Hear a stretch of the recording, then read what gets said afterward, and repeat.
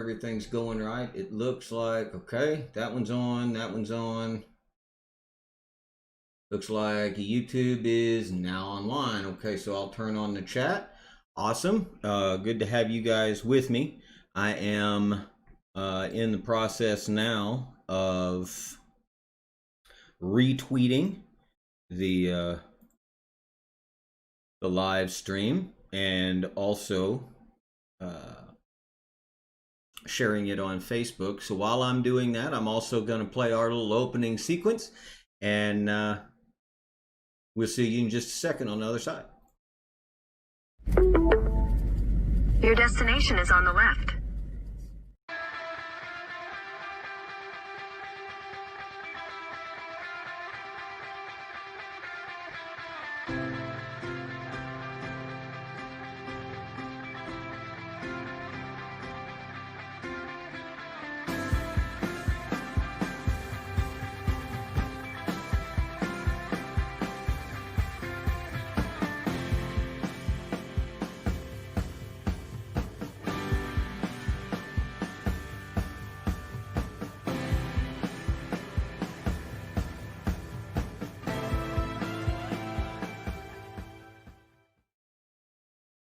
Welcome back. What I didn't tell you is that I'm actually breathing into a paper bag. I'm kidding. I'm not really breathing into a paper bag. I got to tell you guys somebody. I got to give a special shout out to my brother in arms, so to speak, Tim Denning, who is joining us on Facebook today. Tim and I met in Iraq under some pretty rough circumstances, but Tim, I'm glad to see you there. I'm glad to see everybody here. I got to tell you that this new segment has got me. It's got me a little nervous, and it's not so much of a I'm afraid that I'm gonna do the wrong thing or say the wrong thing or that people won't like it. It's more of a who am I to give this kind of to give this kind of advice to people, but you get to play the cards that you were dealt. So here we go. Announcements. Plain Simple Ryan at gmail.com is still accepting recipes for the Love America Tour cookbook. So share a part of yourself, family favorites, comfort foods that you like. And we've been asked this question a lot. What about submissions from other parts of the world? Oh, absolutely. Please, because this is near and dear to my heart. I love food, and I love food from all over the world. I would love to try the recipes that come from you. So if you have a recipe, like I said, a family favorite, a personal favorite, a national favorite, send them to this guy right here, plainsimple.ryan at gmail.com. We very much appreciate it. And then I am going to pop that off right quick, and that off, and then we'll go to here.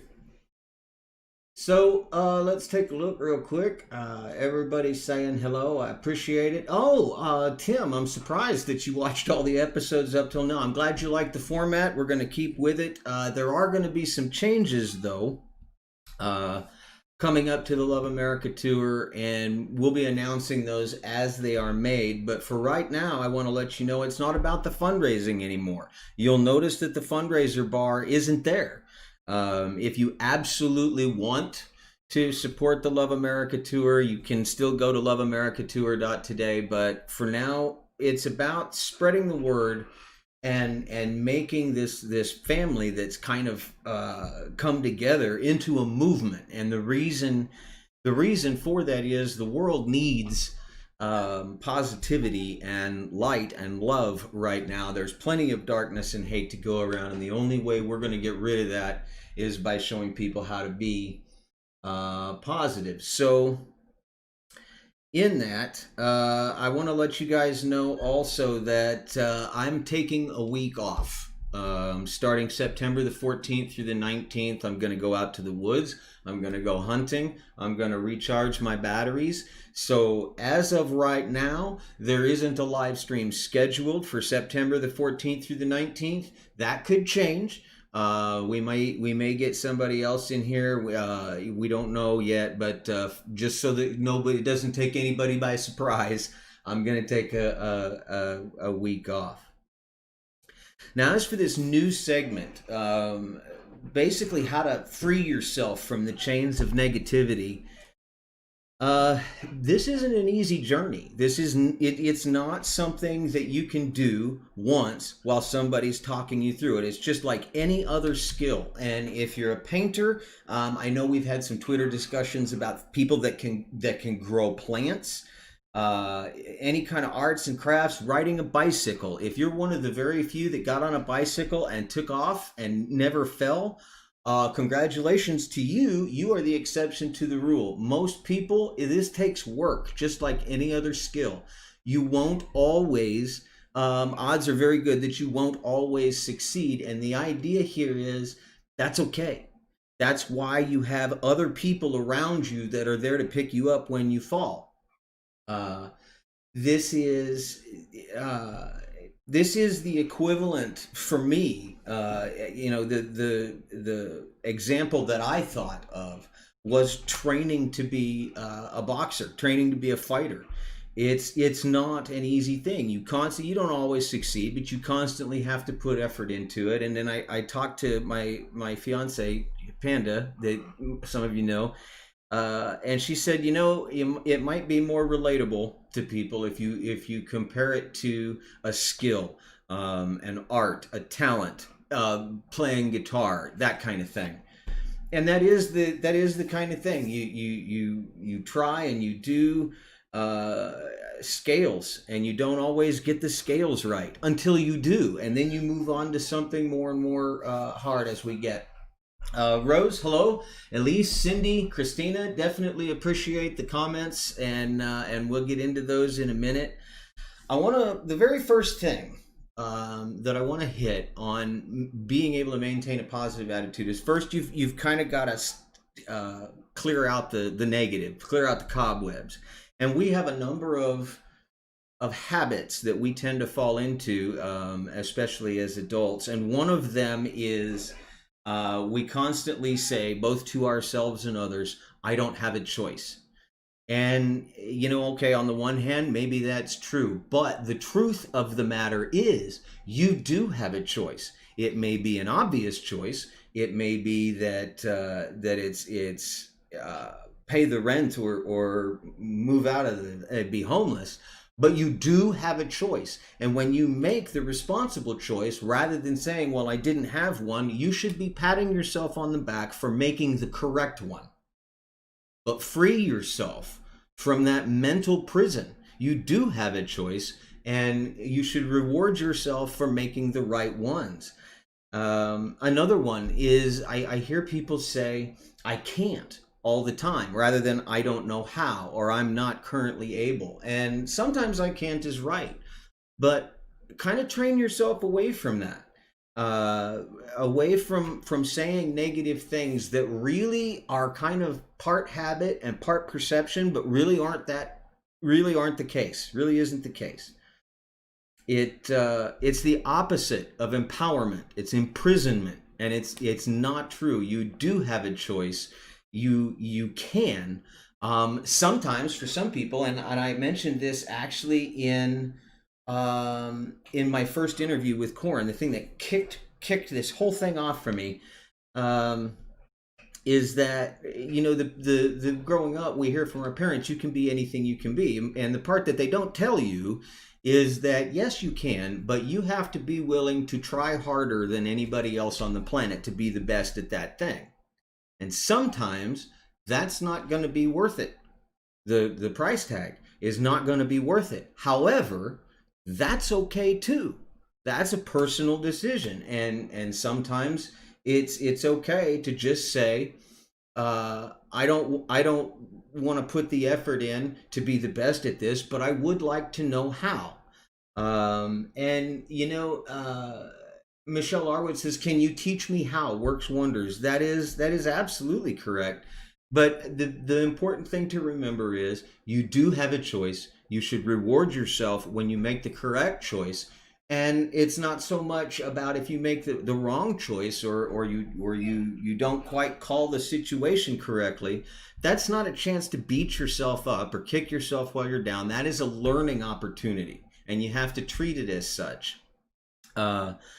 My best friend, I call him my brother. His youngest is my nephew for all intensive purposes, and we were talking about how he parked his truck in the wrong place while he was out in the woods and ended up getting it stuck near the riverbed, and it was $400 to get it out. And could he look at that as making the wrong choice and kick himself? Yes, he could. I encouraged him to look at that as tuition. He's smarter now. It's not a total loss. And the next time he goes out, he will know how to do it better. And that is the mindset that we have to have. So real quick, stop telling yourself you don't have a choice. Pat yourself on the back when you make the right one. Learn from the wrong ones, and try really hard to remove "I can't" from the vocabulary. So the first step in reducing negativity, life has us beat down, and it causes fear, worry, stress, and anxiety, and these can cause a number of physical ailments as well. And so how do we learn to get rid of that? Well, there are three things, and I'm actually going to take from Stephen Covey. I think I'm saying that right. There's three circles. I used to call them spheres. They're easier to call circles. You have the circle of control, and this is things that you have direct control over. How you spend the money that's in your pocket, what you choose to say, both in person and on social media, what you choose to believe, that you have 100% control over. Then you have a circle of influence, and this is stuff that you have partial control over. Like, you can try and influence your friend to quit a bad habit or to continue being positive, but the only person that really has control over that situation is that person. So you have a little bit of influence, and then you have a circle of concern, and this is the kind of thing, these are things that we choose to think about and worry about and dwell on. And the secret to getting fear and worry and stress and anxiety reduced is to realize that we need to try and make our sphere of concern the same size or smaller as our circle of influence, which means if you can't control it and you can't influence it, there is no point at all in worrying about it. And you can plan for contingencies, and that's not a bad move, but there's no sense in dwelling on it. You can't control it. I'm ready to take a look at the chat here. I'm seeing that there's some agreement coming from the chat, and I'm happy to see that. I'm also looking. I've got a text message which could be from anybody. Boom. Okay. That's from the Chad will be joining us later on in the broadcast. Our actual guest is Mose Jackson, who is the face. We're going to get to meet the face that's behind much of the sound that you hear in the Love America Tour things. But so how do you increase your circle of influence and control? We'll get into that next time, because it's actually how you increase your sphere of control is kind of a little bit counterintuitive. You would think that you would push out, and that's not the case. You go introspective, and definitely there's people that are saying that this becomes easier the more often that you do it. And so we work on the very basics. If I can't control it and I can't influence it, I'm not going to worry about it. Things to keep in mind when you're making decisions. My father once told me that inaction is an action. Choosing not to make a decision is the same as deciding not to take action. So these are things that you realize, and it kind of helps you look at life from a different perspective. And we kind of talked about different perspectives last episode. And it helps you come up with solutions. And the more points of view that you can get is the more points of view that you can get, the easier it is to find solutions and things. So I have two stories that I want to tell, because they're gonna come up more and more often as we continue this, and we'll do a little bit every live stream. And the first is as we learn to expand our circle of control, shrink our circle of concern, to where the only things that we worry about are things that we can influence and things that we control. We'll learn about problem solving as well. And the two stories that I like to tell about problem solving is don't be the fly in the window and don't be any smarter than a catfish. So let's start with the catfish. Catfish goes and it's dark down there in the middle of the thing, and he bumps up against something with his nose, right? So he goes up about 3 feet and tries to go forward again, bumps his nose. So he goes to the right about 3 feet and bumps his nose again and thinks, damn, and swims in another direction. So you don't want to be any smarter than a catfish. In case you didn't get it, he was banging into a dam. The other thing, and I can actually credit Tim for this, Tim Denning, the fellow I was telling you about before, because we constantly talked about things like this in Iraq, and is don't be a fly in the window. And you've seen sometimes, you'll see this fly in the summers especially, just trying harder and trying harder and trying harder to get out of this window that's closed. Meanwhile, 4 feet away, there's a door that's wide open. And sometimes, you know, especially in this world where we have been encouraged to try harder and try harder and try harder, sometimes if you try harder and you're still banging into that dam, maybe it's time to try something different. And I'm going to go ahead and leave it there for now. But again, for this week, until we do the next segment, if you are wanting to learn how to really harness the power of positive thinking and do it right, the first thing we got to do is remove the shackles that we put on ourselves simply because of fear and perception. You do have a choice. Reward yourself for making the right one. Learn from making the wrong ones. Don't ever kick yourself for making the wrong choice.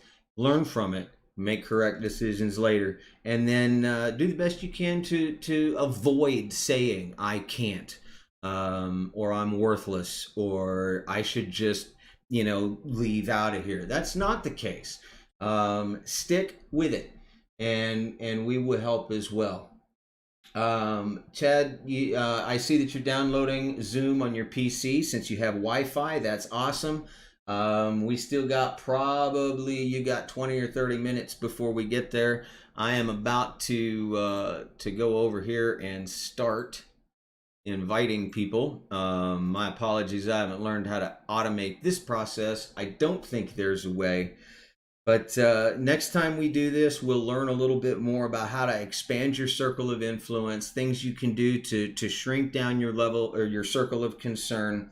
And I think this is going to be an ongoing thing. And I have to tell you, it really makes me nervous to talk about these things because I'm still learning it too. I'm still practicing it. I have days where I fall flat on my face and don't feel like getting up. I have things that I fear, but what I fear the most is not trying, and that took a lot of work too, and we'll get there. So so again, you do have a choice. Remove the I can't. Try and get your circle of concern, the things that you dwell on and worry about, to be smaller than or at least the same size as the circle of things that you do have control over. So I'm going to invite Mose Jackson in as soon as I can find him. There he is. And here in a second we will be doing this. I'm seeing a lot of I'm glad that you guys are enjoying it. I'm just going to go ahead and pop that over. And Rachel Cooper says, assuming Corn won't be able to join us tonight, especially if he's still traveling. It looked like he might have been able to, but as you might be aware, anybody who has flown anywhere ever, everything always costs more and takes longer. Delays are almost inevitable. And his flight, if I'm understanding what I've heard correctly, his flight was delayed. There is a slim chance he could pop in.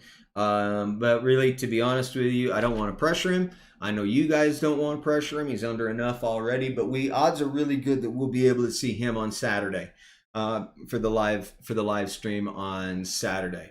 Rose Kirby, turn it around. I will try. I can do it. I'm going to do it. These are all awesome things, and I can't even begin to tell you how much of a difference it made in my life when I made the decision to take this journey and start thinking positively rather than negatively. And it is a journey.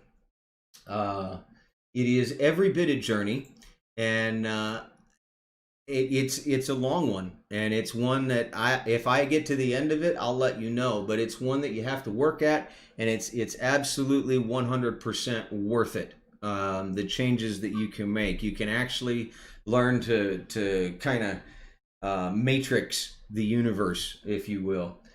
So without further ado, I better probably turn these on.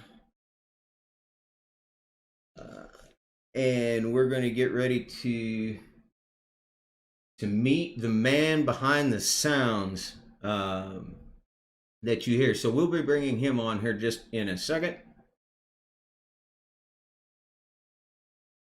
Okay, we're connecting to audio. Can you hear me?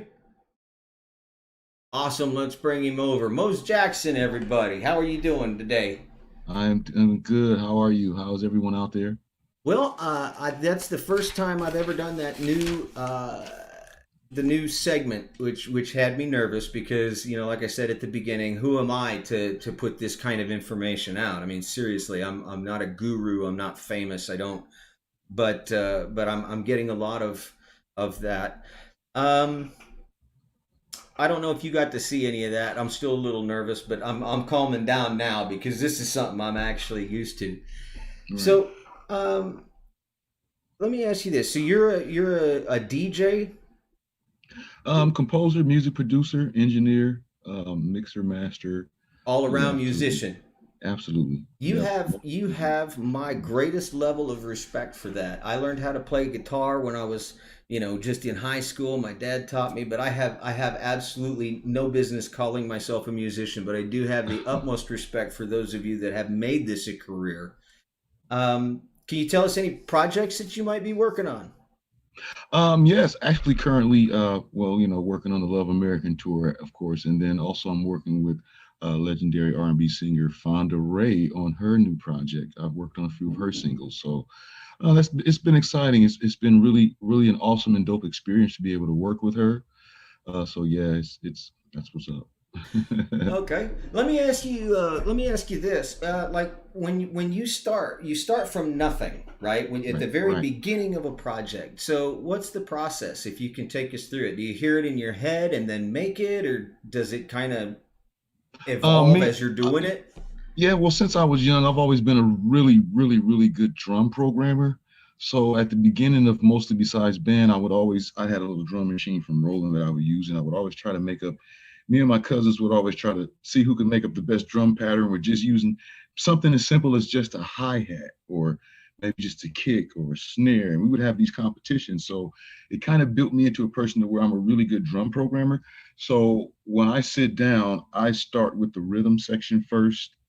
And then after I lay all the rhythm section down and I'm satisfied with the way that sounds, then I start to lay on the other layers of the song. And then, yeah, it just comes together. Like I never sit down and know what I'm going to make this. Okay, I'm going to make this, or this one's going to be an R&B track, or this is going to be some rock, or it's just as I sit down and I start to build the rhythm section, then I start all the ingredients in my head. They start to come together. Okay, I've heard authors say something similar about writing their books, but their characters aren't cooperating and stuff like that. So right. That is cool, and I can tell you that I'm enough of an audiophile. I enjoy listening, and I can hear the differences. But absolutely. I think about the people who are making that, the dynamics in music, and it just blows me away. Yeah. So let me ask you this. I'm not sure if it's been your favorite music experience, but what was the experience that made you want to be a musician? That really set it in your mind? It probably would go all the way back to when I was 8 years old and in the church, and we went to church in Linwood, California, a church called New Olivet Baptist Church, and I was really involved with the whole part as far as the music and the gospel, and I was in the choir. I would play the organ, the drums, and it just started for me when I was really young. So um, at point in time, we moved to Minneapolis, Minnesota, for a few years, and then also at that during that time, the Minneapolis sound was really strong. So, that increased my love for music more as being in that whole environment as that was growing as big as it did. So, when I got a chance to actually get into band, I took it as soon as I could, and I started off with the clarinet, and after I started learning how to read music, and then I switched over to other instruments, and then that was the piano, the organ.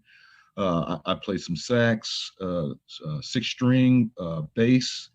And so I just moved on to as many instruments as I could learn. And then, 12 set drum piece was also one because that's kind of where I also developed my drum programming skills at. So, today it's a lot of digital, but I come from both worlds, from analog to digital. And even today, still, I find myself recording a lot of the things that I do in analog. That is incredible.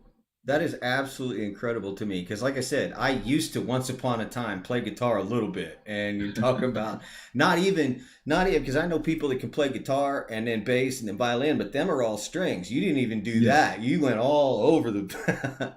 Yeah, yeah, right. I just couldn't stick to one instrument. I just wanted to know how everything was done. It was just, I was always in such amazement, more so from the music part of production, growing up listening to the stuff because music was always played in my house. My mom and dad loved music and they always played it. My dad had a garage full of records and we would just go out there and sit and listen to them. And it just always blew my mind. So I always just wanted to know how to figure out how to produce the things that I was hearing myself, and it's how I fell in love with it. So yeah. Man, see, I look at that the same way I look at becoming a professional basketball player. I mean, it's just it takes a huge amount of talent and dedication to work that talent and develop that talent, and I am in awe, man. Yeah. Um, so let me ask you this: What have you had like an experience in your musical career that you look back on with a particular like this is your go-to story? This is the favorite thing that ever happened to you. Maybe working with somebody famous or coming up with a sound that just really makes you feel. Right. Yeah, there's a couple of things that I've been involved in the past, especially the project that I actually did with Corin, uh 2012, 2013, I want to say, which was the Peace Fest, which was a music and graffiti, a street music and graffiti art show, and a television pilot, which was TCO, the chosen one, where different artists would come in and paint the brand for a competition to see who would advance to the next episode and win. And we had celebrity judges, and it was a really dope experience. I was in a group called Geek at that time, and we actually did a song with Kevin Hicks for the theme. And then we also performed at the Peace Fest. So that was really a nice and awesome, dope project that I was involved in. And I think right there it was kind of the turning point that made me, realize that hey, I can make this happen. So yeah, and then it was dope. I really enjoyed that. Okay, is that where you and Corin met? Well, we actually met on MySpace when MySpace was the big Oh thing, and I wow, was and I was uploading my tracks, and people were listening, and Corn was one of those people, and we ended up reaching out to each other that way, and so we started talking about. He was telling me about the project, the Peace Fest, and I actually got involved with that, and then that's how we definitely met and became really good close friends. Yeah, absolutely.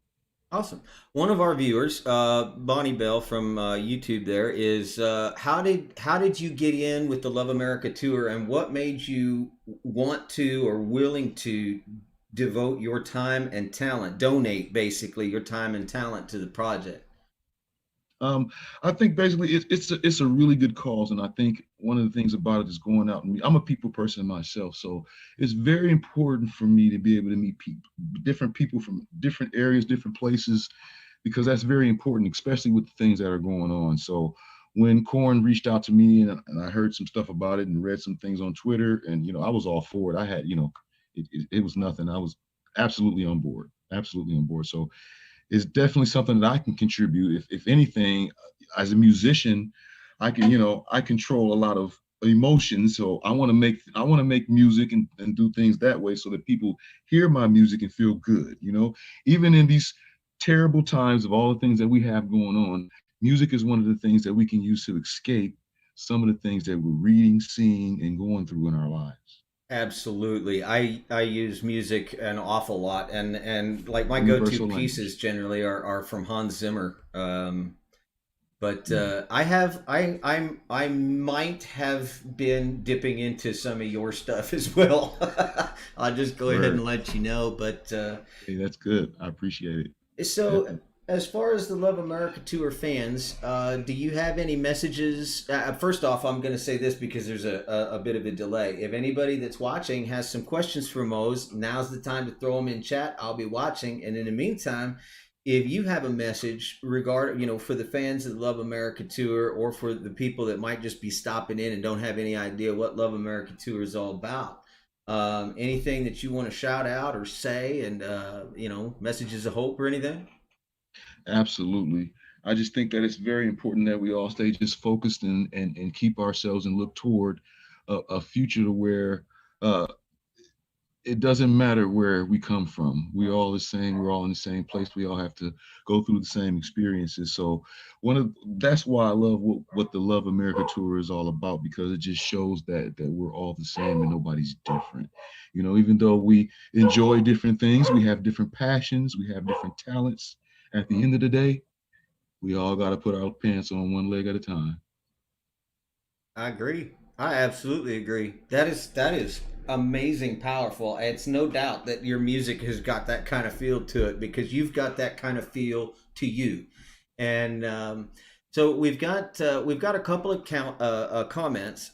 Samantha Manguel says, "Appreciate your talents." There's a lot of that. And Thank you, Samantha. remembering the MySpace days, and even Yes. the show that you mentioned. Um, Bonnie says, "I love music. That's also very true to me. Very grateful that you're doing what you're doing." Thank you, Lots of Bonnie. amens. We have Michelle Arwood would like to know, where can we find your music? I'm on SoundCloud. A lot of my stuff is on SoundCloud. Some older stuff there, but some more exciting stuff coming soon. My SoundCloud page is Rocket Lab 2K. Rocket Lab 2K. Yes. .soundcloud.com. Is that how that works? Yep, absolutely. Yep. Okay, doke. Or if you just punch that in the search bar, it'll come up. Yeah, you Rocket can. Lab 2K. Yep. Awesome. Awesome, awesome. So Rose Kirby from the UK, actually, because this is rapidly turning into kind of a global thing. Starting out with music, did you ever want to be a one-man band? Yeah, I mean, because my roots, I started off as a DJ first of all, and when I started actually getting out there and doing something. So yeah, kind of. I mean, as a producer, that's why I kind of got into a lot of instruments, because I did want to just be able to do everything. And I'm actually currently in a band right now. So my band is called Split Image, and we're working on really good stuff right now, because it's really hard to find guys that you are compatible with in the studio, and then the chemistry works. Mm-hmm. So yeah, absolutely. Yeah, I've been able to, like I said, I can hear the difference. I've gotten to where I trained my ear to where I can hear the different instruments and what they're doing and the dynamics. And you can tell the difference between a band that's got good chemistry and a band that doesn't. Right. So Christina Shaw would like to know, when you're coming up with new music, does it happen organically, or do you have a source of inspiration or a muse that guides the piece? No, I can't. Not necessarily. I mean, it all comes from the Lord up above anyway. So sometimes I have to sleep really close to my instruments in case I get up and something comes to my mind. I don't want to miss it. So, but it's no, I mean, I'm inspired by all kinds of artists, especially some of the stuff that I grew up in, that I heard in my home, that my family, my mom and dad were playing. So I've been influenced by a lot of bands over the years. So it's just, yeah, I never sit down and say, okay, this is what I'm going to make today. It's just one of those things. Once I get the rhythm section laid down like I want to, and it's something that I like, and I just roll with it and just keep laying on the layers on top as I go. And then, it comes together like I want. It's either yay or nay. And I've deleted a lot of things over the years, so it's like everything I make isn't like two thumbs up and ready to go. But nine times out of nine, it's really dope. And you can always find something to do with the track that maybe I wouldn't like as the person who made it, but somebody else will hear it and they'll love it. Hmm. So I put some of them aside, just in case maybe down the line maybe it was a little ahead of its time at the time that I made it, and then a year or two later, it's right on point. That is absolutely great. Chad's giving me the heads up that he's almost set up. Chad, when you get done or when you get ready, we're ready to have you. Just let me know when, and we'll bring you in. Um, Word, I word. had I had a question. We're gonna bring the Chad in, and the All Chad is right. also a musical type. He's a DJ as well, and he will probably know a lot more of the lingo than I do. But what would you say to, well, I was going to say to the 15, 16-year-old who's thinking about picking up an instrument but's afraid of failure, but it could be a 40-year-old too. I mean, it could be somebody like me that's thinking about picking a guitar back up but not sure whether it's worth it. What would you say to the people that are thinking about going down that road but are afraid of failure? I would absolutely say do it full speed ahead, because that's kind of a lost start, because everything is going digital right now, and a lot of the things that's happening right now is people aren't youngsters, they're not wanting to pick up instruments, nobody's wanting to play the violin, the piano, and that's very important because it's nice to be able to push buttons and do things. Don't get me wrong, it makes things a lot simpler, but at the same time, there's a sound that's been missing for a little while that I think that people are hungry for right now, and that's live instrumentation. And I think it needs to come back. So I'm kind of a stickler for that. I push for that all the time because a lot of the stuff that I do on a real synthesizer. I'm not a button pusher per se, but I don't just walk in the studio with a laptop. So not saying that's bad that you do that, but I think we need to get back to the point to where real musicians are playing real musical instruments.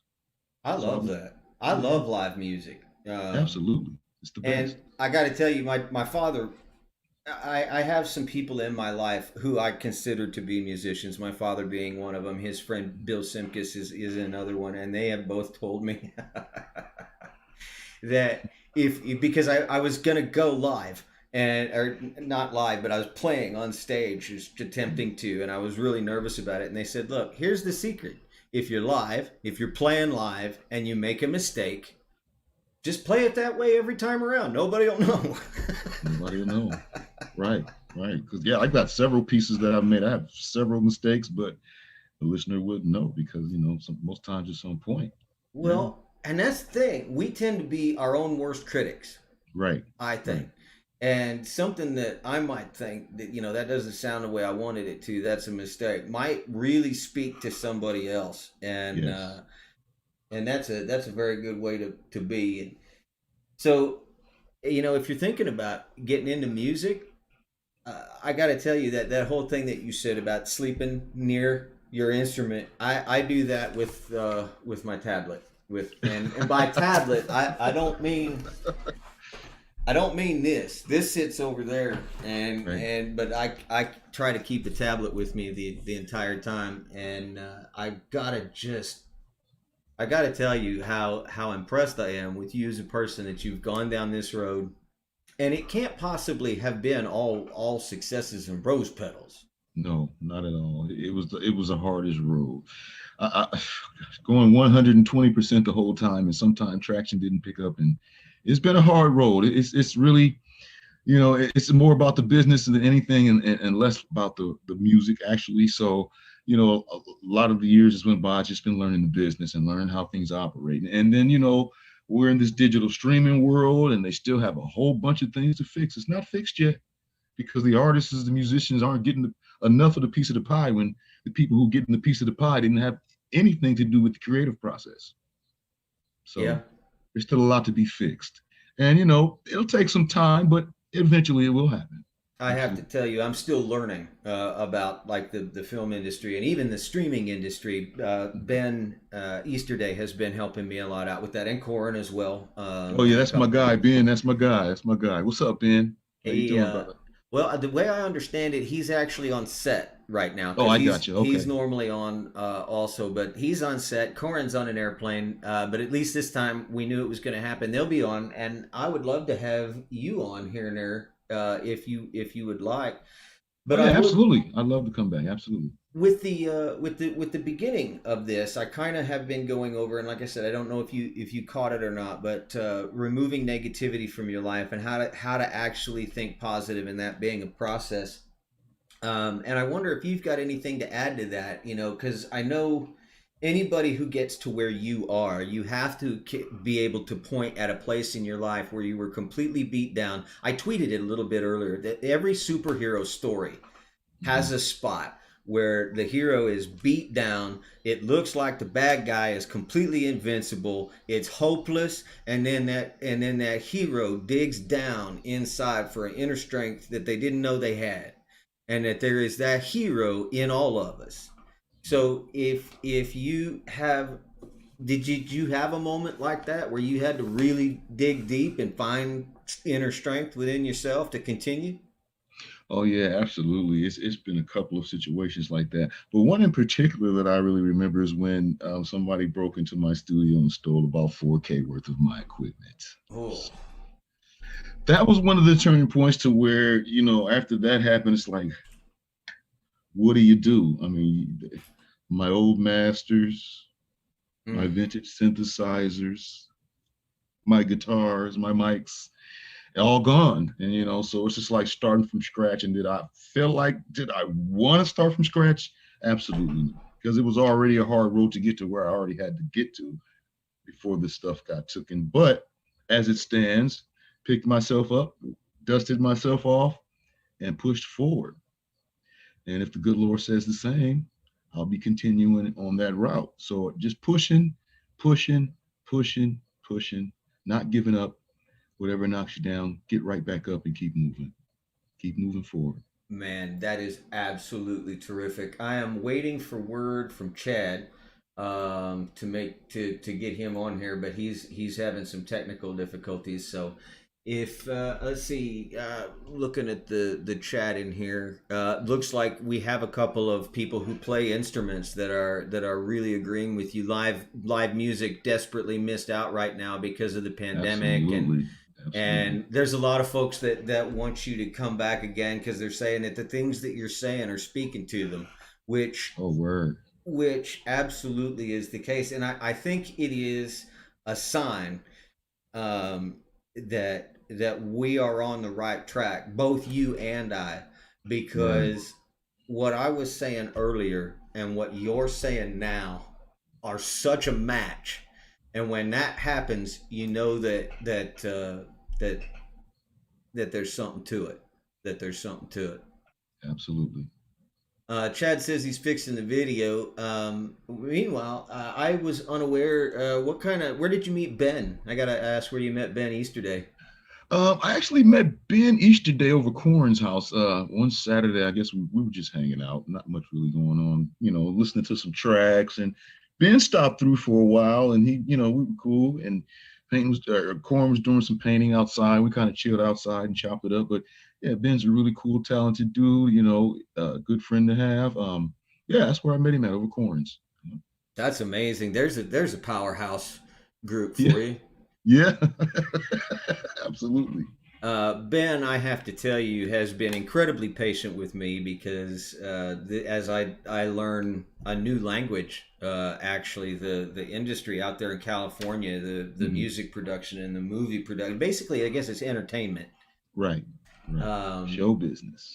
and learning about, like, I didn't even know what call sheets were. I Okay, had no gotcha. idea. I have done a little bit of stage acting in college, and that is my entertainment experience. And to see you guys out there actually doing it and making it, that is incredibly powerful. And the fact that you are willing to make and pour your, because I one thing I do know about musicians is you have this tendency to pour your heart, your soul, and everything that you are into your Absolutely. music, and then to Absolutely. do that and then give it to the Love America tour. That speaks volumes, man. That really does. And I am, for one, very grateful because you have actually helped me out quite a bit directly with setting up the live stream and everything. Word. And a lot of people don't know that there are alerts and sounds that can be had from the Streamlabs site that we're not really too terribly concerned with right now, but maybe again later. And Mose was instrumental, if you'll pardon the pun, in helping me get that set up. So there's definitely some people that are loving it, and they're talking about you having a jam session. Do you know, does Corin or Ben play anything? Is there the possibility that we might catch a? Yeah, well, Corn raps. He was doing some rapping back in the day. And also Ben is also a musician. He plays and produces things. He's got some nice things. I've heard some stuff he's done, and I definitely like the direction that he's headed in. So yeah, Corn ripped it up before. I saw it in a rap magazine online, and he had everybody amazed on the East Coast. So he gets it in as well. So absolutely. Okay. Well, I'm getting the word in from the Chad that he's ready to give it a go. I've got him invited. He's going to be coming in here shortly. And while he is, Christina Shaw would like to know, of all the instruments that you play, do you have a favorite? And if so, what? Which one and why? Oh yes, I have definitely have a favorite. My favorite is the synthesizer, just because that you can do so much with it, and that's definitely how I do a lot of sound design. And yeah, I like synthesizers. I've always been in love with the synthesizer, the sound of the synthesizer since the '80s, and so yeah, absolutely. There's a lot of synthesizer in my music, so yeah, that's definitely my favorite instrument. So the synthesizer is what the uninitiated like myself would call a keyboard, right? The electronic. Yeah, Key- yeah. Okay. Word. Carol Danvers would like to know, what are your favorite bands? Are there anything that any bands out there that you've drawn inspiration from, or? Oh yeah, absolutely. Prince and the Revolution. Kashif was another synthesizer. He was very revolutionary in the playing of the synthesizer back then. So he was also another person that I always looked up to as far as that goes. Another musician by the name of Ant Banks, who was another synthesizer. I was mostly into producer synthesizer players growing up. So I've listened to rock, pop. It's just so many bands have been influential, but I didn't get it. I got more influence from probably living in Minneapolis with the Minneapolis sound, at the stuff that Prince and them at the time were doing. So a lot of that is still in stuff that Well, I let me do. start the video. No, I'm sorry. That's Chad. Chadster. Yeah, Up, we brother? got It won't let audio. me start my it won't let me start my video, so I'm trying. Just That's fine. give me a minute. That's fine. Now you were talking about Prince. That's the Prince that everybody's heard about, right? Absolutely. Wow. Very inspired. You have really been out there. Oh, let's see. Rose Kirby, have you done a mashup song, or would you? Haha, Uh, mashes. no, I haven't. I've never done a mashup. I don't know if I even would. I mean, I don't even know what I would mash up if I did mash a song up. So yeah, I haven't done one yet. So maybe that's something I could maybe look forward to doing in the future. Who knows? I have no idea. My favorite mashups I think are done by I have a love for classical, above all else, and Yes, me acapella. as well. I Uh, share that same love for classical. well, I got to tell you that my favorite piece currently is a piece by Hans Zimmer called Chevalier de Saint Graal, which most people know from Angels, or not Angels and Demons, but this other one, Da Vinci Code. Ah, yeah. And it's been described to me as if God cried, this is what his tears would sound like, and it's accurate, Wow. I think. And so Carol Danvers would like to know, do you like Nightwish? Nightwish? I don't think I've ever heard of Nightwish. I have, but it's only because I enjoy collecting eclectic, like fringe Mhm. music, and I caught a Right. video of Nightwish doing they're a heavy metal band, and they were Right. doing a cover of Phantom of the Opera, and on stage they had Sarah Brightman, who was the original Christine on Broadway in London when they Oh, first okay. ran it. So it was an interesting thing for me musically. I don't normally get into the heavy metal stuff, but that was just an interesting enough piece that I did it. Right. Word. So that's what's yeah, I that's have dope. no I'm idea gonna have to what check into them because I've going never even on. heard of that band. So I'll Thank you shoot for you a link. to listen to. Yeah, absolutely. I'll shoot you a link. Like I said, it's generally heavy metal isn't my thing, but I do things like Apocalyptica is a band out there. It's four kids playing the cello, and I picture this in my mind that their mom made them play the cello, and of course you can't play Metallica on the cello, right? So Right. Right. these guys want to listen to Metallica, mom making them play the cello, so they got together and they did exactly that. They played Metallica on four cellos, a bunch, and it was just Wow. terrific. Yeah. Oh yeah, I bet that was amazing, amazing thing to hear. I'll shoot you the link to that too. I've got all kinds of weird, crazy stuff like that. Oh yeah, absolutely. Chad, how you doing, man? Man, I'm trying to figure it out. It shows that my video is working on my computer. It just doesn't show it's working on yours. Well, let me take a look. I'm not entirely sure if I can fix that or not. Stop video. There I am. Allow record. I'm there. Here, low. Oh, hey! All right, there you are, brother. We see you. Let me get rid of that. I'm afraid to hit the X on this settings box, man. So, Chad, I assume you've been listening to some of the conversation. You two are a bit of a musician type. You make some of the tracks that also some of the tracks that we've heard behind some of the things. So I figured I'd give you two the chance to talk shop if you guys got any questions for each other and you all know the lingo and stuff. Man. I really enjoy your music. Wow, just the first time I heard it, I was like, yeah, real deal, for sure. Thank you. I appreciate that, brother. And thank you for listening, man. I started using yours instead of mine. It's all good, brother, man. We're gonna have to collaborate at some point, dude. And then I would hope so, for sure. Yeah. I like to produce more than I like to DJ. So Gotcha. Same here. I mean, I still DJ sometimes, but it's very, very rarely that I do. But I DJ sometimes. Yeah. So I'm more into. I mean, lately I've just been doing a lot of mixing and mastering projects for artists more than anything. So just I'm thinking that's because you can't really get together with anybody in a studio. So some of the projects that they'd have that's out there that they need to mix and master, then I'm doing a lot of that mostly. So hell yeah. What mastering is my Achilles heel. Ah. Mastering is what again? For those of us that don't know, my Achilles heel. Yeah, but what does it mean to master something? That's like post edit. It's when you go in and you clean up all the work that you've done, making last minute adjustments to EQs and synth, any of that.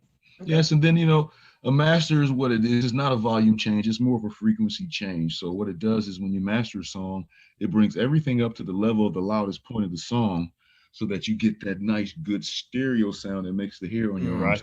Our test passed. Yeah, absolutely. And that's the last part of the final process of a song, is that you want to get it mastered to the levels of the radio levels. The right frequencies always need to be there. And yeah, mastering is the last step. It's the main thing that you want to do to get your sound up louder. Most people think it's just a volume change, but it's not a volume change. So it's a frequency change is what it is. Sweet. We have an author, actually, a published author that follows the Love America tour. His name is KZ Howell. And how you doing, KZ? He would like to know if, he asked this of you specifically, Mose, but I'm going to put it to both of you, are there any blues influences? Oh, yeah, absolutely. For me, yeah, B.B. King, John Lee Hooker, even Tom Waits. I love Tom Waits stuff. Definitely a lot of blues influence. Chad? Sorry, I'm having trouble with my audio now. The question was from KZ Howell. Do you have any blues influences in your music?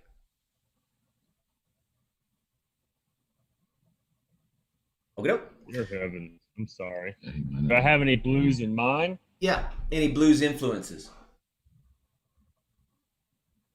I don't know sign language, but he's asking about blues influences.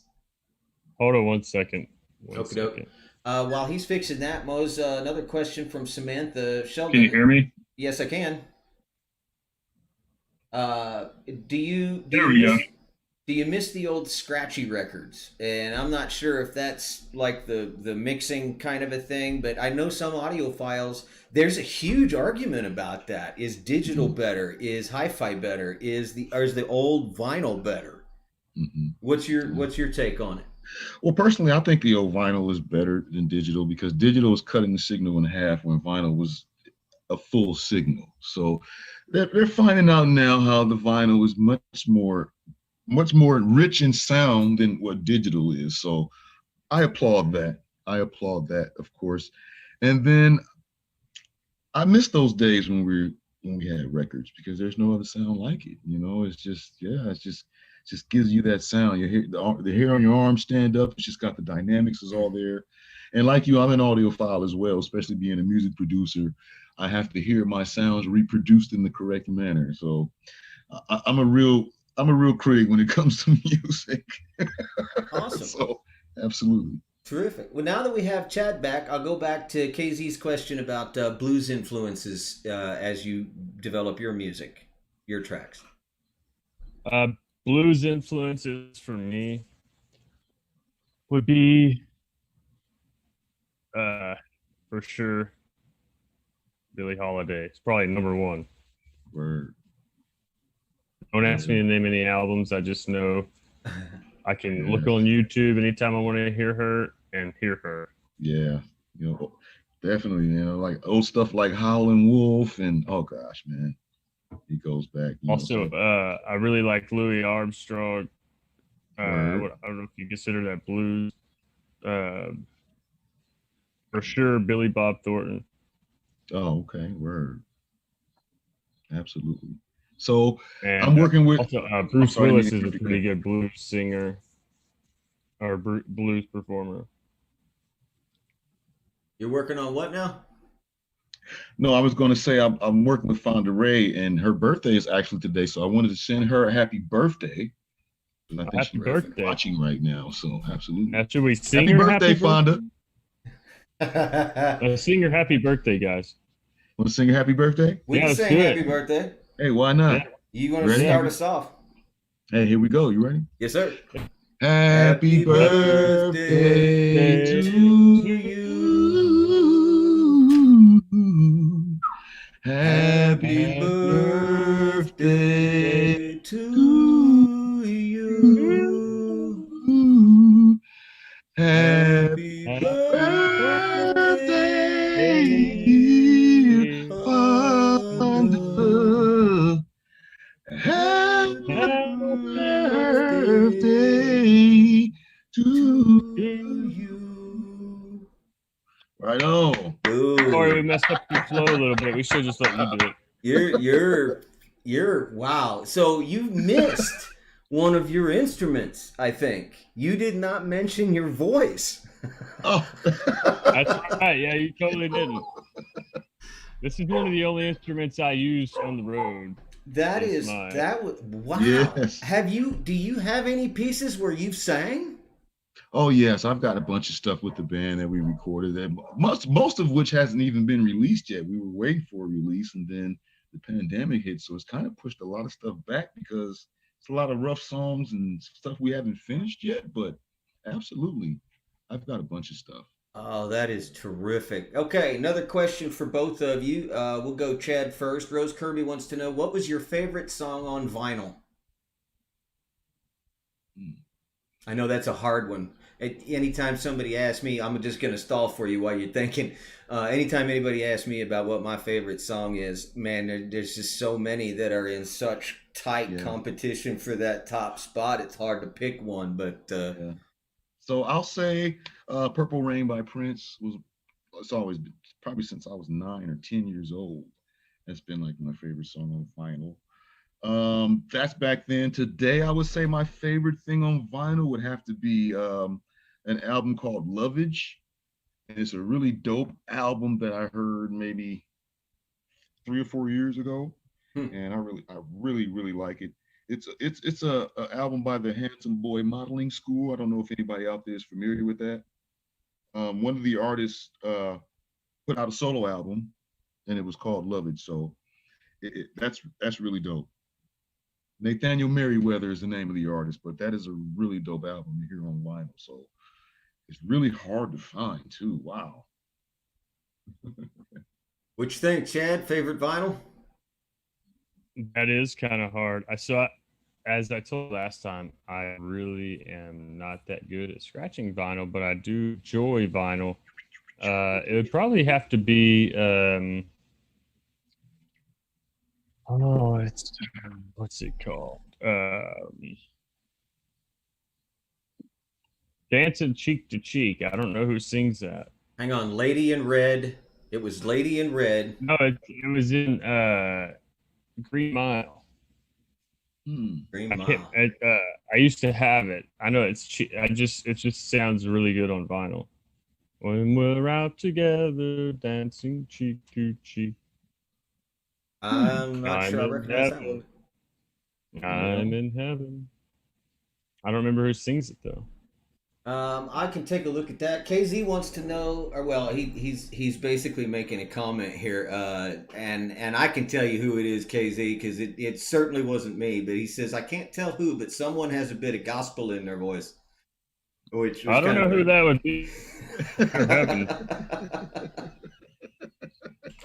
I couldn't carry a tune in a paper sack.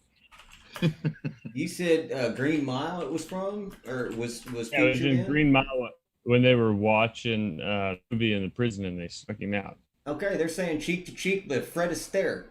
Fred Astaire, that's right. It was on the tip There of we my go. tongue, but I couldn't pull it. Sounds really, really amazing on vinyl because it's just a great voice, great song. Word. That is absolutely terrific. Now, real quick, because we're at the 8 o'clock moment where we've done our hour, but we don't have to leave until you guys are ready. And so, real quick, I'm going to say, Chad, if there's anything that you want to shout out, or to the Love America tour, or to Mose. Meanwhile, while you're doing that, if anybody in the chat has any questions for our Mose Jackson, the Chad, the treasonous DJ, the paranormal Chad, now's the time to get them in, and I'll go ahead and leave that to you there, Chad. If you got anything you want to shout out. Oh yes, I have a major apology. So the other day, are you guys there? We're here. Yeah, we're here. My screen just went wild. That's anyways. So the other day, whenever I was told I had to evacuate, man, I super panicked, and of course I put on my personal Twitter that I would reimburse anyone who helped me, forgetting the fact that I told everyone that we would never ask for funds directly. So that was my bad, and it obviously never will happen again. Are y'all guys still there? We are. Still here. Okay. I have no clue. Chrome or something just popped up. But yes, so I did that ignorantly. Man, I should probably spank myself for doing that. But I was left, rock in a hard place. And the person I could have asked, well, let's just say, he would have helped me out in a heartbeat, and it just escaped my mind. So I just wanted to apologize for that, and that's my fault. That's what happens whenever you allow yourself to be action, and that won't happen again. Guys, I got to tell you, that takes a lot of strength to say on a live stream when you have no idea how many people you might be saying it to. That is the case. And Chad, like I said at the very beginning, part of the secret to removing the shackles and negativity is to understand going in that we all have moments of panic, we all have moments of weakness, and we are here to pick each other up. So let's not say any more about that, and let's move forward and turn Love America Tour into the beacon that the world needs and the movement that I think it's going to become. That's what I would say we do with that. Mose, what was your favorite venue, brother? What is my favorite venue as far as performance? Wise? It doesn't have to be a particular place, more of an atmosphere. Mm-hmm. First Avenue in Minneapolis, Minnesota, of course. Yeah. I got to shoot that out there. There's a place called the Waiting Room in Omaha, Nebraska, where I'm at quite frequently. I spend a lot of time out there. The Waiting Room is a dope place that I like Okay. to frequent a lot if I'm not performing there, or other artists that I know are performing there. I visit there quite often. Yeah, absolutely. Man, that's pretty cool. So, who have you collaborated? Have you had any trouble finding other vocals when you collaborate? That's my biggest hurdle. As far as like other vocalists or artists, is that what you? Vocalist. I can make back. I produce all my own backing, and Okay. finding vocalists, it's near impossible.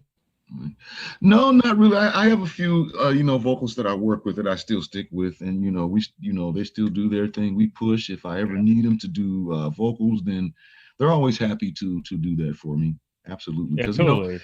teamwork makes the dream work. So my business partner, who's also a Oakland, he's a Bay Area artist by the name of Rail. He used to go by Mac Nasty, and he had a hit song back in the '90s that he had that was really big out there. So we started a collaborative company that we have a whole lot of different artists that we're working with, HB Enterprise.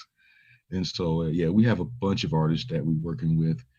And so it's not, gosh, it's so many. I don't really have that problem, I don't think. Yeah, I have, because I'm not quite as popular as you are. And I just, where I was, I didn't know a lot of musicians. I didn't start making music until really making it again until 2016, 2017. So Okay, gotcha. yeah, didn't run across. And if I ran across anybody, man, they just wanted way more than they were worth. So Yeah. Word. We got a couple of questions coming in from the chat, if that's okay. One, I got to tell you, KZ Howell said, my friends once recorded me singing That Broke Me of the Habit. And then Rose Kirby would like to know, what did you think of the We Are the World with that great big collaborative push from, I think it was either late 80s or early 90s? Mm-hmm. Is that a question for me or both of us? Both of you. we okay. are the world. Right. Yes. Very dope song. I love the song. We did that in Glee Club when I was in where'd I go? Oh geez, that was Abbott Elementary School over there, Compton, I believe.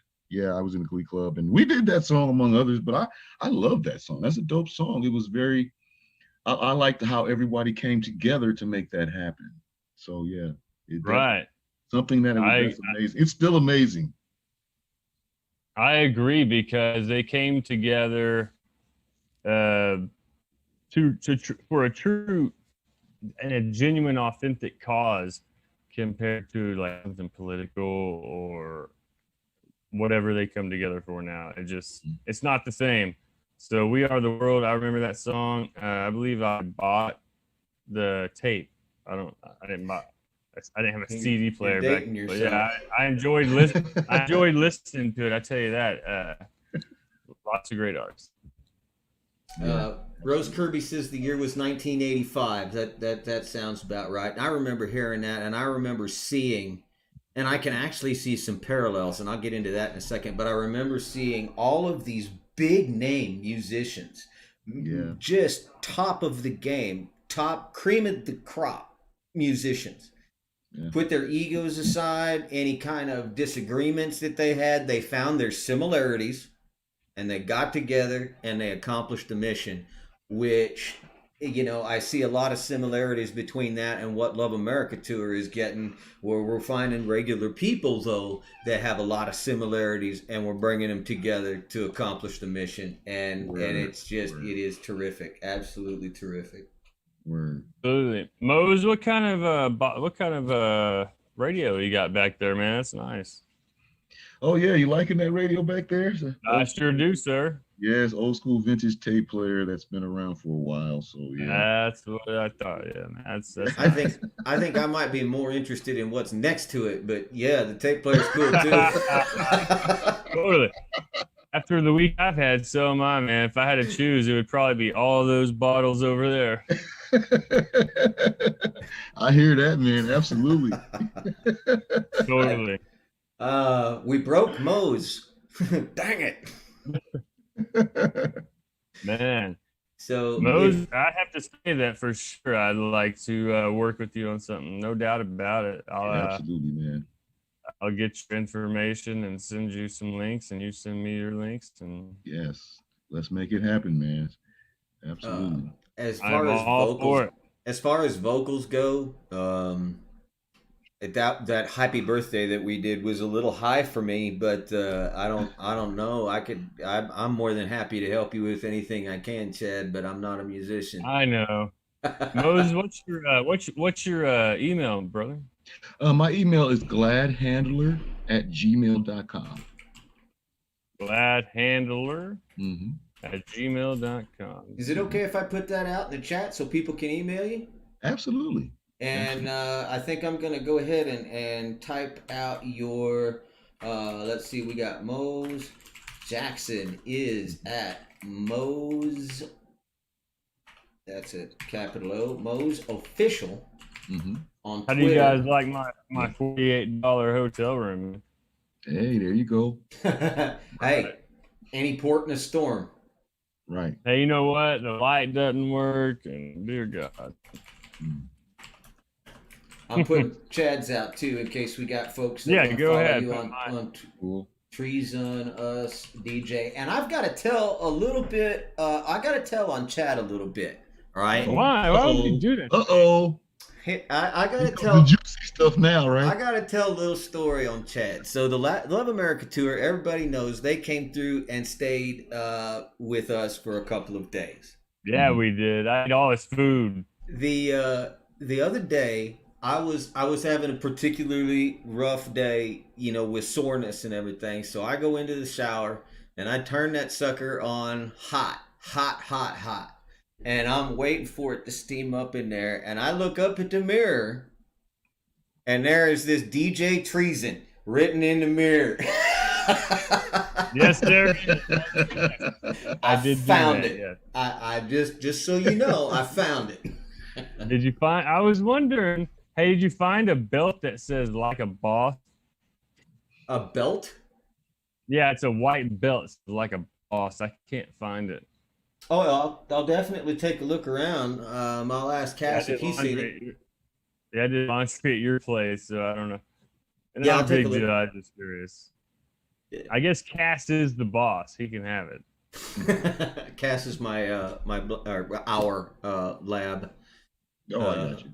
Our dog. Yeah, Which I think I've heard that you have a dog. Who, me? No, Mose. I think I heard a dog coming barking. Do you have a dog too? Oh, that was outside. I'm sitting next to a window, so the dog outside was barking. Ah, okay. All right. Well, they're definitely saying there's folks that are going to be adding you both on Twitter if some of the folks didn't know. And I know I've seen you retweeting a lot of Love America Tour tweets, and I definitely appreciate that. If we can help you push a project or get the word out on a thing that you do in the future, please let us know, and absolutely would love to have you on again. You have been anytime an inspiration to me. I'm seeing from the chat that you have been an inspiration to a lot of folks that are viewing. And with that, I'm good with this stream. I think this stream has been perfect. But in the meantime, though, I'm gonna let you guys go ahead and shout out anybody you want to shout out, or we can stay on as long as you guys want to. But hey, I seen my friend Teresa Bellamy in there. Wow, great. She's in Ocean Springs, Mississippi. I can't wait to see you again, Teresa. We've had so much fun. And you said you were going to feed me some good food, and we were going to go to the beach. So, just saying. One thing I do want to mention, Mose, is Twitter is not known, and I've said this multiple times on multiple streams, but Twitter is not known for being a particularly positive or uplifting place a lot of times. Right. How unfortunately, yes, right.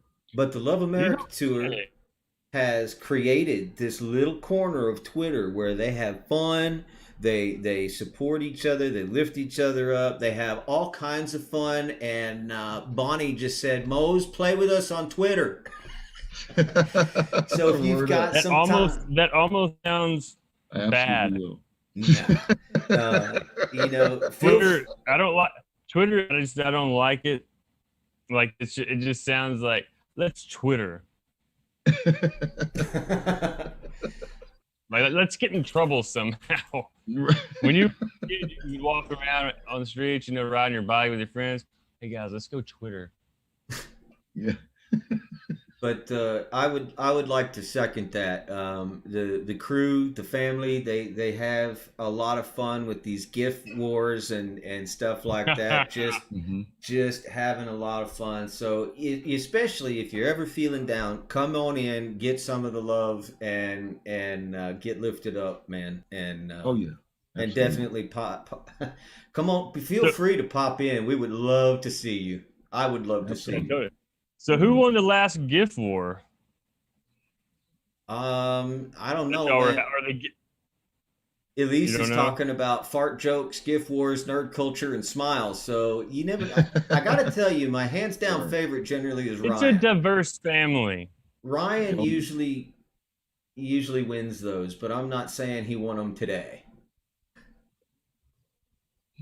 So I put my SoundCloud in the chat just in case anybody's curious. Cool. Word up. And I'm gonna go ahead and put Moses in there too. Yes, please do. Please do. So it's soundcloud.com. Rocket Lab 2K. ROCKETLAB 2K. Yep. I also have a single on Apple Music, and there's a lot of artists named Treason, and for some reason my co-DJ did not put DJ Treason, so I have to put the link up. Okay. It's beyond. He's Italian, so I excuse him, and I'm not. That's nothing derogatory about Italians. He's actually from Italy, and I can barely understand him. Oh, I got you. Yeah. So just give me 1 second here. All right. We're getting some repeat questions, but we're definitely send them out, man. We're definitely getting inspirational from start to finish. They love the story. They're talking about all kinds of things. She says she still has Rose Kirby says she still has the 12-inch single of "We Are the World." Really? Wow. Yeah. That's dope. So a lot of them are asking, what inspires you? What keeps you what inspires your music, and what keeps you going when nothing goes right? I mean, music is inspiring in itself because it gives me a chance to create something that'll make others feel good. So that's the drive that I have, as far as that would go. So that's one of the things that keep me motivated to do music and keep it going and not give up, because I know at the end of the day, this piece or this song may change somebody's life.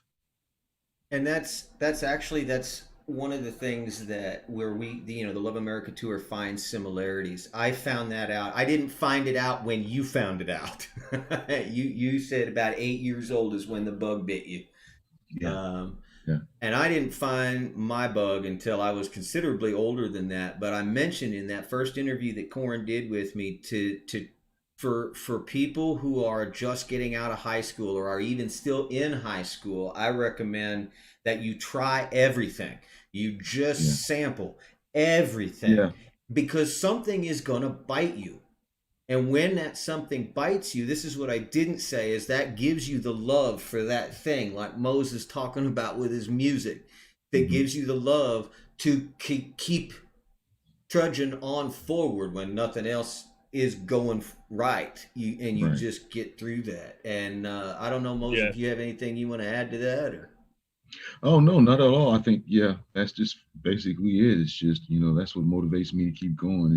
It's going to help somebody at some point just from them hearing my music or a certain piece or a score. Or, you never know how it's going to affect people, but it's going to affect people probably in a positive way, because music is a way to escape as the universal language. Absolutely. And it's a healthy way. It's not like Yes. TV where your brain can't tell the difference between, you know, it technically can't tell the difference between what's real in regards to screen Right. and yeah. So like music, definitely. I had to make a track last night. And you're right. It worked. It's just been a hectic week. Had a crisis and I had to evacuate. Oh, And then man. yeah, so I just made a track last night. I'm just basically co-signing exactly what you said. Mm. Listening to music, making music. It doesn't matter if you're good at making music. There's plenty of digital audio workstations out there, free ones, and samples Absolutely. that you can just hop on and just do it. Try it. Absolutely. Try it. See if it bites you. I gotta tell you guys this. You'll Uh, love it. Bonnie mentioned some music is so important. It's like plugging your soul into its source, Absolutely. Yeah. which I can't think of a better way to Good describe it. analogy. That's a really, really good analogy. Yeah, that is absolutely it for me. And then we'll go ahead and end on this. Okay. Frog Wrangler would like to know. The question is for all of you. What is a positive quote that has stuck with you? Positive quote. A positive quote that has stuck with me. It's a good question. I tell you, remove the speck from your eye before you remove it from your friend's eye. People may see that as negative, but that's really positive. It's just telling you, hey, you're not as good as your friend, and whatever you're trying to judge them on, you should first reflect onto yourself, and that will ultimately lead to a positive outcome. I agree. I have one, and it's from Tony Robbins. I'm not a Tony Robbins fan, but some of the stuff he says you just can't argue with, and especially in this journey that I have been on learning how to be more and more positive, even through negative times. Mm-hmm. He says energy flows where attention goes. And that's Yeah. helped me from taking my energy and feeding the negative, because I'm always dwelling on the negative, and that helps realign me into something positive, something that I want my energy to flow into, something that's going to help people, something that I can create, something that I can make better, and that's got to be the positive quote for me. Right. That's a good one. Awesome. Mose, what about you, brother? You got anything? I don't have any quotes, unfortunately. I don't really. Oh, you know what? I'm always soaking in music notes in my head. Always got music in my head. So Yeah. I don't, Well, that just means that your motivational quote isn't made out of words. It's made out That's of right. it's made out of notes, which is every bit as motivating as words can be. Word. It's like it's kind of like trying to express love without the word love. That's poetry. Mm-hmm. That's music. Absolutely. That's music. Yeah, music. Oh, it's for real. Absolutely. Guys, this has been a fantastic stream. I want to thank both of you for being on here. It has been very, very, I can see it in the chat. This has been uplifting for everybody. I feel uplifted. Absolutely. I hope that you do too, and I hope to see you guys on Twitter partaking in the love, and as we grow this family to be a brighter and brighter beacon, which is what the world needs right here. Like Martin Luther King said, love is what drives out hate. Light is what drives out darkness. And so let's focus on being that light, being that love. And I want to thank you both for being here. Absolutely. You're welcome. Hey, no problem, guys. Good game. Mose, yes. Man, it's finally nice to meet you. Absolutely. Likewise. Yeah. Likewise, brother. Likewise, man. Absolutely. Yeah, Husky, same to you, brother. Same to you, brother. Like Thanks, to meet you. Love you guys. I love you guys out there. Everybody be safe. Love one another. That's right. And let's keep it moving forward. Amen. Amen. We'll see you guys all next time. Yep. All right. Thanks, everybody. All right, see y'all later. Have a good night, everyone. Think. Well, that's much more gooder.